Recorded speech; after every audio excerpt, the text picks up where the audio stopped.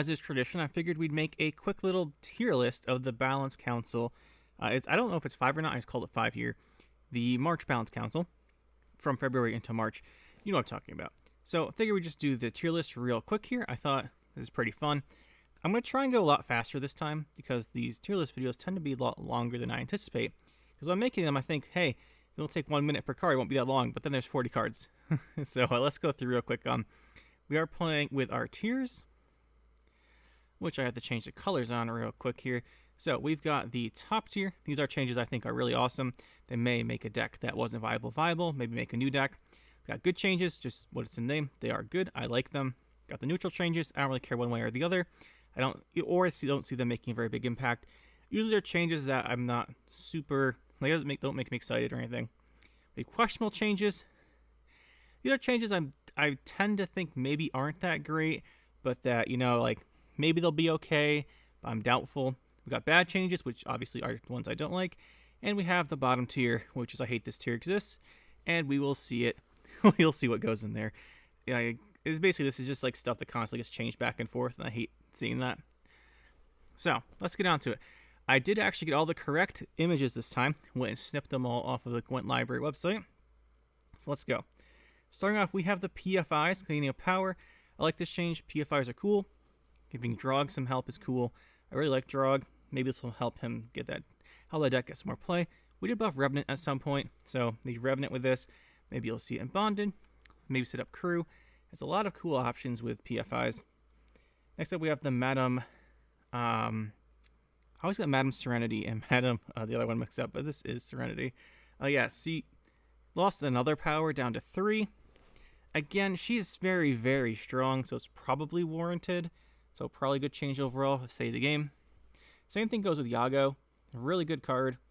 I remember back when Yago wasn't played at all, and I thought we needed to buff Yago, and we did buff Yago, and he was super good. It kind of just seems like the meta evolved for him to be really good in some decks that weren't super top tier before. So I think he kind of does deserve this 1 power nerf. Next up, we have Lara.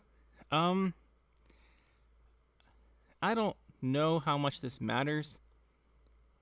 I'm just neutral on this one. The only deck that plays Lara is Tatterwing, and the only time the power matters, since you're running Tatterwing, is when you replay Lara. So, like, I guess if you play one, I don't know. I just feel like this isn't, it only fits in Tatterwing. Wildhunt doesn't use this. I don't really like Tatterwing design-wise, but in the first play, this is fine. I don't know. I just don't really care one way or the other. Kind of the same thing with the Rega's Bloodlust here. He just keeps getting nerfed. At what point will he stop getting nerfed? I have no idea. Kind of mildly curious to find out, but I mean, he's still really big. He's just 1 point less really big. Okay. Rainfarn got another 1 power nerf, quote nerf. Makes him better because he's disloyal. I don't really care one way or the other about him either. The boost to Sant deck probably, like, I haven't seen it in a long time. The only thing I see is Mill with Toussaint. So I guess maybe this is good. It's probably a good change. I'm just not excited about it. Then we have Rosa. This is definitely a good change. I was stuck between Rosa and Roderick on my last power reduction, I should say, Balance Council vote. I was stuck between her and Roderick. I ended up going with Roderick. So really happy to see her here. 7 power. When she plays for 7 power, it's really high for the value she can get with her order. She usually does like 10 or 11 damage, which means you can basically kill anything and make a copy of it. So if this only killed like the card you made or something, but it doesn't, it just kills anything most of the time. So I think this is warranted.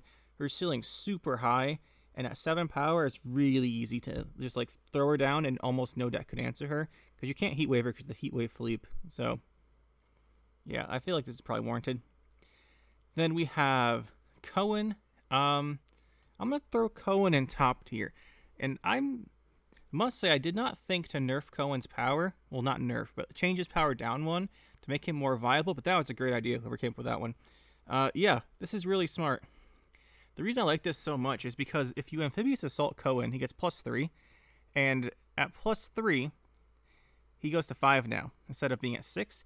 There's a lot of units at 5 in Northern Realms in particular. And yeah, I just think it's easier to have a whole bunch of units at 5 than boost them to 6 for him to use his ability. So I think this is really neat. Hopefully we can see Cohen decks come back, because I really like when there's decks like this that are more unique, that are viable, more variety to factions like Northern Realms that right now you just see basically Shoop, or not just Shoop, like Erland, Mutagenerator, or you see like some Siege variants, and Priestess being my least favorite of those. So yeah, I like this. Like I just mentioned, I voted for Roderick, so it's going to be a good one here. Like I said, I couldn't decide between these two, ended up going with Roderick. Glad to see they're both on here. Roderick just gives you, it's one less point on the spying, really helps out, give Nilfgaard some additional options for consistency rather than just playing Jan Kalwait in every deck. So I like seeing this. And this is Nausicaa is going in. I hate this tier. I mean, this card's been changed every single Balance Council, and I'm tired of seeing it changed. I honestly don't think it needs to be 3 power. I think Slave Driver making copies is the bigger issue, but whatever. It's going to get changed for all eternity, at least as far as I can see. Then we have Alumni gaining a power. I tried playing Northern Realm Mages last patch. A decent amount. In the patch before, too, actually. And it just didn't seem to work out. I like buffing this guy rather than buffing the students, because you buff the students too much, they become really hard to deal with, and that's not fun most of the time. So I'd rather see the payoff card get buffed than the students, and I'm pretty glad to see this. I think this is fair. Alumni was oppressive at one point, but not really anymore. Now it's really hard to play, and I tried to make it work, and it didn't work out that well. Next up, we have the Scapegoat. I voted for this one as well, and I like this one. I think it's a good change. It gives you another profit option in Syndicate. People didn't really play it even in Bounty, which I thought was kind of unfortunate. And not in Bounty, it's one less point for the opponent, and you get the coins right away. In Bounty, it means you spend one less to kill it, but usually doesn't matter that much. But in non-Bounty in particular, it maybe help out. And if you have to throw it down, you don't have a way to kill it right away, or say you have 1 damage pings. Yeah, it's just nice to have this at 1 less power. It felt kind of weird playing a 2 power to your opponent for just to give you coins. Next up, we have Temple of Melitele. Originally on this one, I was a bit neutral. It went to 15 provisions. I'm not saying the change in all of these, I think, because they're on the cards now. So I think neutral to good on this one. I think we'll put it in good. I'm between neutral and good. Like, on one hand, this card generates an incredible number of provisions and buffs your dual units. On the other hand, yeah, I think it probably deserves to be in good. 15 provisions is a ton, but it's adding on average like 30 provisions to your deck and then giving a unit in your hand, drawing a card, giving that unit a bunch of boosts. It's so strong. I just think it probably deserves to be here. Just for some reason, I don't feel super strongly about it. I don't know why that is. And then here we go again. We've got Magic Compass going in here. I have no idea the obsession with making Magic Compass 11 provisions. Is it like to counteract? Do we think they're going to make it 9 again, so we nerf it to 11? I don't like it. I feel like 10's the right number for Compass, but whatever. It goes in this I hate this tier. Next up, we have Ehuaraquax. I don't get this one. It gained a provision. I don't understand why. Like, the only thing I can remember people doing with Ehuaraquax, myself included, and I've been doing this one for, I think at least since Dana came out, was Ehuaraquax Dana in Scoia'tael to boost your hand.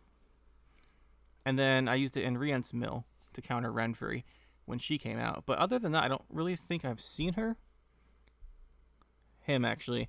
Ehuaraquax, that is. I don't know why this is on the nerf list. If you guys know why this is on the nerf list, just let me know, please. Whatever it's being used in, I haven't seen. And I don't think it's oppressive. So just let me know. Maybe people just hate they're getting their good cards milled out of their deck, which I can understand. But if you guys know why this one's on here, please let me know. Tainted Ale. I know why this one's here, I think. And it's for the lovely armor deck with Armor Smiths.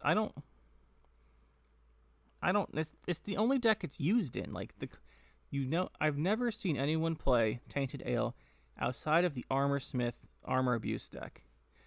For those who don't know, which is probably none of you, but I'll say it anyway, it's when you give like Cyana, Operator, the Haymate Protector. Then you infuse the Protector on each Protector with this. Then since they boost when the other one next to its damage, it makes an infinite cycle of boosting and damaging, which gives you since units become damaged and then boost back up to the base power of 4, they get damaged again. With the Protectors, just making a cycle until the turn times out, and you get like 100 and 200 armor on the stuff in your hand and play Armor Smiths. So that's the only deck I see this in. So I understand why nerfing it, because that deck's really annoying. But you can also do that deck with Golden Necker and Compass, or not Golden Necker and Decoy, by the way, instead of just using Cyana, which is interesting. But I don't know if this warrants a nerf to the card just because of that deck. I feel like that deck's not actually that good. It's just annoying and really inconsistent. But yeah, I don't know if I agree with that one. But let's go on to the next one. Next one we have Philippe. And I do understand this one. It probably warrants the provisions, honestly, to be at 9. Kind of wish it had the 6 power from before so it could go to 9. But I can understand why people don't like this one. Philippe is super strong. Like, here's the thing. Like, if you have a choice between Heatwaving Masquerade Ball and Heatwaving Philippe, and you give me the choice, I'm going to Heatwave Philippe. So that kind of tells you how strong he is. So it definitely deserves the provision. And I wouldn't be surprised if people hate this card enough to nerf it again. But we'll see. I think this one does make sense, though. Next up, we got Thirsty Dame to 6 provisions. This is going here. Regardless of whether or not I think this should be a 6 provision card, which I do kind of think it should be, I hate seeing this card getting changed every single patch and changed back. And just because of that, I'm going to put it in this I hate this tier, which is for cards I hate seeing constantly getting changed, regardless of whether or not I think the change is good. And then we have One Night Passiflora. This is going straight to top tier. I haven't seen Passiflora in a long time, and I kind of miss the Passiflora decks, honestly. I tried to make one a few weeks ago, and it just didn't work out. This Passiflora at 14, like, Passiflora was probably the worst scenario. I think I'd even rather play Ragnarok over it, although Ragnarok's pretty cool in some decks. But yeah, I think this definitely deserves to be cheaper as a scenario. And hopefully we can get some other buffs to this deck too, because I would love to see that. Next up, we got Amphibious Assault going to 12. This one, Amphibious Assault is a very strong Echo card, and the boost it gives is pretty relevant. It's between neutral and questionable for me. It's one of these two. I think back on the Northern Realms decks I've seen, I haven't seen a lot of Amphibious Assault, to be honest. Usually for consistency, it's either like in the Renfrey decks. I guess they play it. Yeah, I think I'll put this one in questionable. Amphibious Assault is a really good tutor card. The extra points it gives are pretty relevant. But I guess Knights aren't oppressive. They're really annoying, but I guess they're not an oppressive deck dominating the meta. And it does help a lot of Northern Realms decks, which I guess we're seeing a lot of benefit. Right? This helps Cohen. This can help the the Drog decks. You can get more points or more provisions into your deck to use for stuff like Drog. So I can kind of see it. And I do see some other cards down here that it'll work pretty well with. So I guess we'll put it in neutral, although I'm really tempted to put it in questionable. We'll see. We've got Kelder. He lost a provision.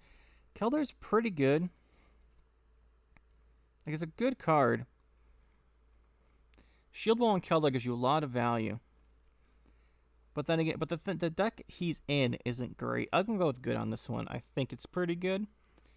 Shield Wall got tried out quite a bit by other people, not just me, when there were a couple changes in an earlier Balance Council. It just didn't really pan out, I don't think. It didn't have enough value, really.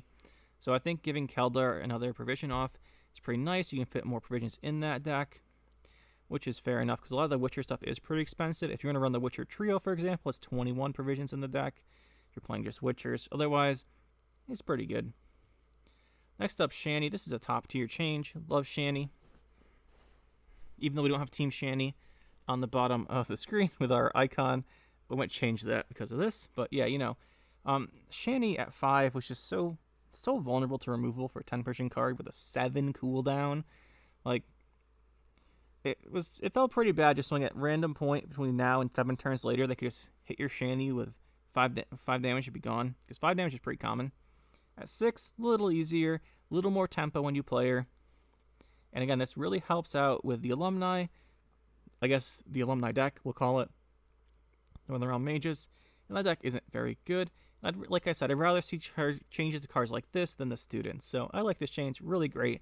I also kind of hope we can see her in some other decks in Northern Realms, although I think one power buff probably isn't enough to get her into other decks, but we'll see.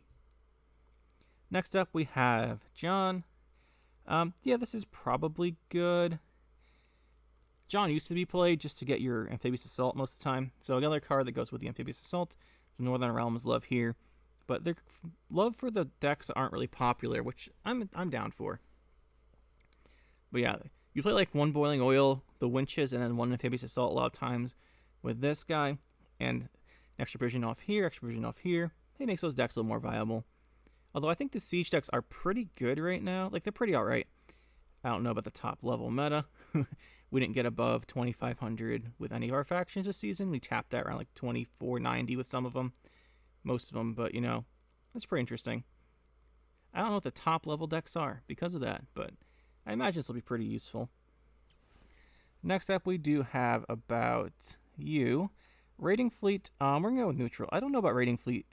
I've seen it played.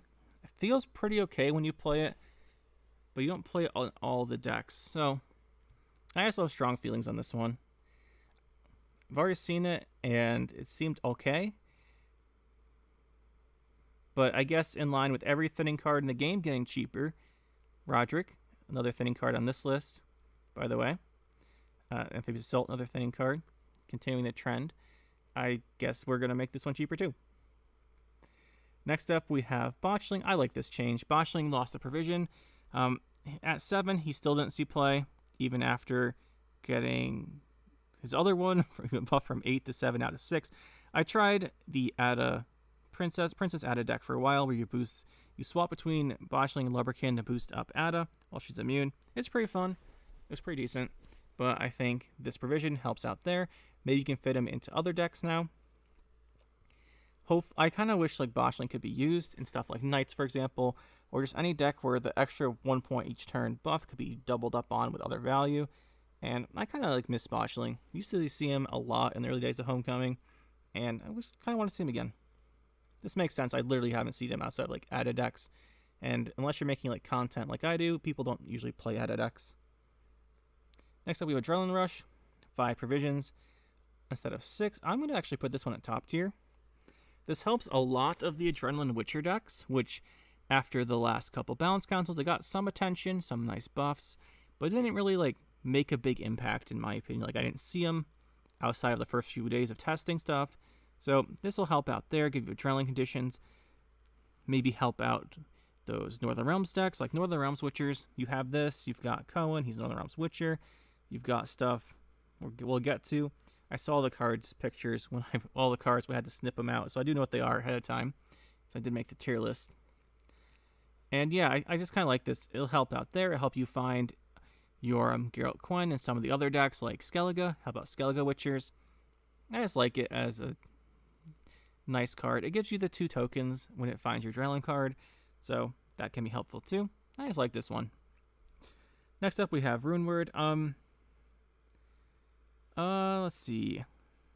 It's gonna be one of these two, neutral or good. Like I said, I played a fair amount of Northern Realms Witchers the last patch. Not Witchers, Northern Realms Mages. And I played Runeward at 6. It seemed okay. Like, it wasn't great. I was never really happy to play Runeward. At 5, though, you're going to catch me being very happy to play Runeward. We're going to have to make a Northern Realms Mage deck pretty soon. It might be the first deck of the next patch. We got Mages and Witchers to try out for NR, so that'll be pretty interesting. I'm between good and neutral. We'll go good. Because the Northern Realms Mage deck was pretty not good. And I'll put this one in here. I like Runeward as a card. I like how you can create stuff with it. I like how it gives us the thing you make a shield, but you're not guaranteed to see the card you want. You don't really play Rune Mage in these, but maybe you can use the extra provisions off of that you get by this being cheaper to maybe fit in Rune Mage and give you more consistency on it. That could be kind of cool. Yeah, I'm going with this in good, I think. Next up, we have a Boardage. Another good change, in my opinion. Abortage is really neat, right? It was 6 provisions. You have the 2 damage, you have the Bloodthirst to play, or you had the Bloodthirst. Essentially cycles your deck a card when you play the thing out of your hand with it. When it first came out, I thought it was terrible because it didn't trigger off the Bloodthirst correctly. And then they fixed that, and I tried it out. It still didn't seem okay. You rarely see people play Abortage, but I think at 5 it makes a lot more sense. It just didn't make sense as a 6 version card to me. Like, this is one of the... I have a list of cards I wanted to see buffed. This is one of the first cards I put on it, just because I think at 5 it makes a lot more sense. And it is an interesting card, right? It sets up Bloodthirst. There's a lot of Bloodthirst cards in Skellige that don't see play that I think should see play because they're neat. So I really like this one. Next up, we have Vesemir Mentor. Yeah, this is good. It'll help out all the Witcher decks. I think we'll put it in top tier. I really like Vesemir Mentor. I like the balance between the adrenaline and the boosting everything in your deck. I like the option you have to like save it and play it to boost up a bunch of tokens. It gives you a lot of flexibility and choices, which I really love. And again, it helps several decks out, right? Skellige Witchers and Northern Realms Witchers being the big ones. But if we see some more buffs to maybe Ox and Serret, or Letho, maybe, what's it called? Nilfgaard Witchers could be a thing again, which I kind of miss. Next time we have D-Moon Pirate. This is like a good change. It's just a solid change. You gain power. D-Moon Pirate is 8 for 5 with a risky condition like his.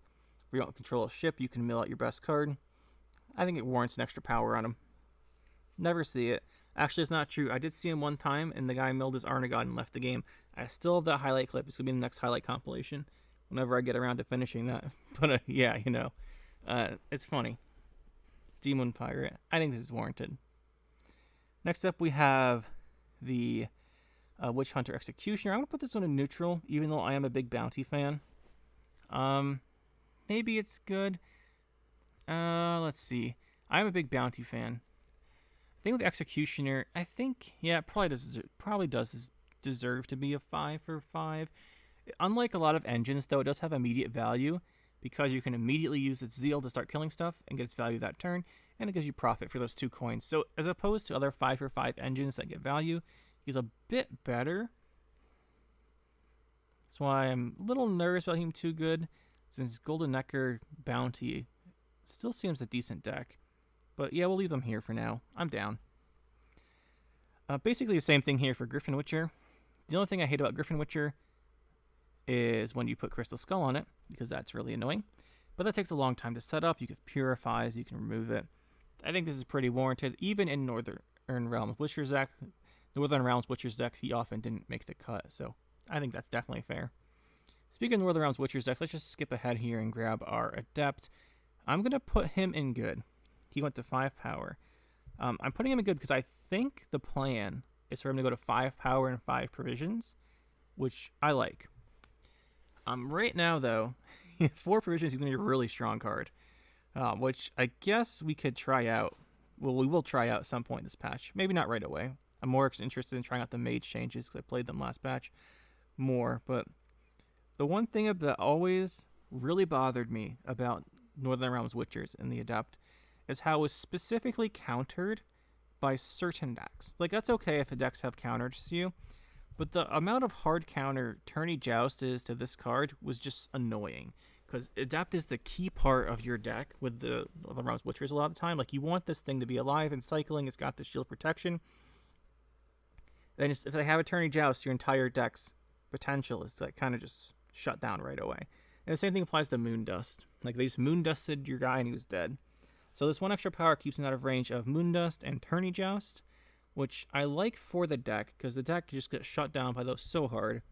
So I like that, but I think it probably might warrant being 5 provisions, but we're putting good for now.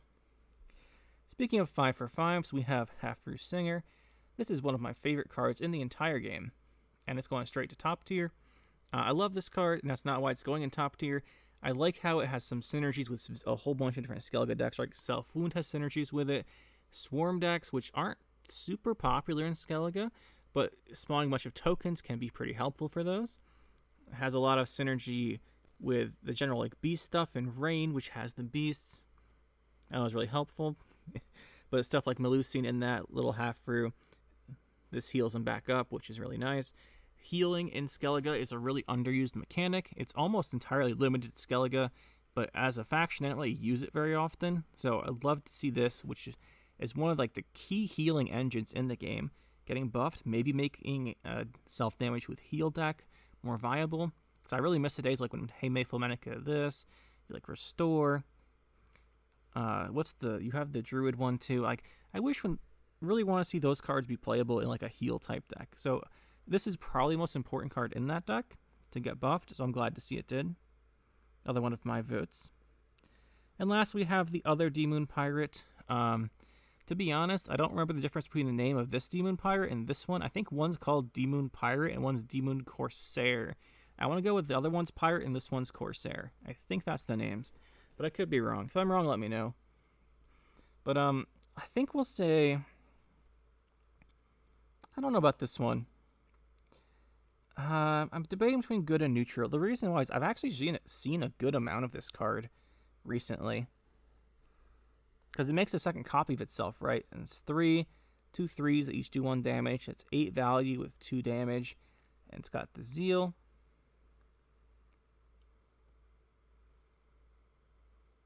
Yeah, I think we'll go good.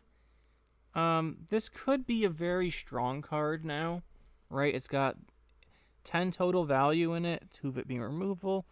The 8 points are on 2 bodies. Really good tempo. So I'm a little hesitant on this one. A little hesitant to say it's good.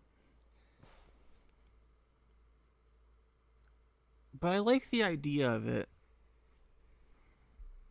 I like the idea of it helping out Bloodthirst decks. It's nice that it has the damage to ping 2 different things and set up Bloodthirst decks. I'm just kind of concerned it'll get abused and just like straight Renfree's mid-range type of things. But, we'll put it here for now. Just because I like the idea of this helping with Bloodthirst, this helping with this helping with Bloodthirst. Maybe make the Bloodthirst decks more viable. Then you've got that. I like that idea. We'll see. It probably isn't too strong, but I'm just a little hesitant on buffing the power of anything that makes copies of itself. Kind of the same thing with the Griffin Witcher Adept here, but that deck wasn't great. And this is the key card of the deck, whereas this is just like more of a mid-range card most of the time. Now we go on to the leaders. So 5 leaders got changed. I'm not the biggest fan of all these leader buffs, because 4 of these are buffs. So we'll just go off the books, Pirates Cove, and Cash. I'm just kind of neutral on all of these. To me, it seems like we took a provision away from Syndicate by nerfing, or a power away by nerfing Madam here and Yago, but Yago is mostly for Jackpot, almost exclusively. But then like just put a provision into these. I'm not sure about these. I don't really have an opinion one way or the other. And because of that, we're just going to put them in neutral because I don't really know how it's going to turn out. Inspired Zeal is going into hate this tier because it's gotten changed several times. Even if I think it should be 14, I hate seeing it constantly getting changed. We have Mahakam Forge going to the only 17 provision leader in the game. I don't know how I feel about that. I'm a little questionable about making a leader provision 17. That really just helps out mid-range stuff, but to be fair, Mahakam Forge is almost exclusively a dwarf card, and dwarves are alright. They get their Dennis nerfs recently. Some other nerfs in the deck. And the Dennis nerfs was more towards just like the mid-range deck with Simloss than pure dwarves. I don't know. I just feel like putting something at 17 provisions. If we just keep buffing all the leaders up in provisions, I'm like not a big fan. I just think that isn't that interesting, but I'll put this one in questionable for now. Although I do like dwarves as a deck. One of my favorite Scoia'tael decks. But that is the tier list, guys. I said I was going to try and make it shorter, and we failed. Or at least we tried. We'll probably be under 30 minutes. Let me know what you guys think about this. What do you think about the changes? I will make one observation real quick here, is that this is one of the most positive opinions I have about a balance council. Like, I think there's 3 questionable changes. I have no bad changes on my tier list. And, I mean, these 4 just pretend these don't exist. So that's what I do whenever I see them on the balance council results. I have a lot of excitement for a bunch of these. Like, I really want to try out Northern Realms Witchers. I really want to try out Northern Realms Mages. I really want to try out some kind of deck with a Boardage and this guy with Pirates, like a Bloodthirst deck. And I really want to try out Passiflora. And I want to try out Cohen. I want to try out this. Like, there's a lot of really positive changes from here for me that make me want to try out new decks. And that's the most exciting part of the Balance Council. So let me know what you guys think. Hopefully you enjoyed this one, and we will see you next time. That'll be it for this one, guys. Hope you enjoyed. We'll see you next time. Make sure to hit that like button and subscribe to the channel for more. And you can check out some more videos over here. And thanks for watching.